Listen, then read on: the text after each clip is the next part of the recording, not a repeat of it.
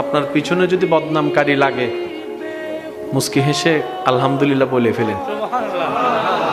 তাদেরকে আটকাতে যায়েন না, তাদেরকে বাধা দিয়েন না, তাদেরকে রাস্তা খুলে দেন। কর, আরো কর, বিনা বেতনে পাবলিসিটি কর।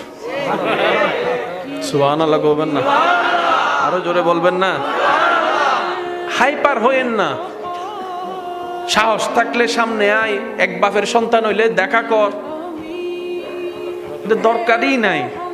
আল্লাহ আপনাকে বিনা যুদ্ধে জয় করতে চাচ্ছেন, আপনি কেন যুদ্ধ করে খামাকা শরীরে শক্তি নষ্ট করবেন? দরকার কি?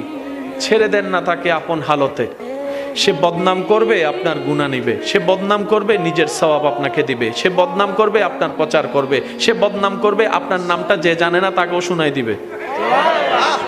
তো সে যখন বিনা বেতনে এমন কাজ করতে চাচ্ছে স্বইচ্ছায়, আবার অন্যদিকে ওয়াইলুল্লি কুল্লি হুমাজাতিল লুমাজা তার উপর আরপিত হবে, আপনার টেনশন কি?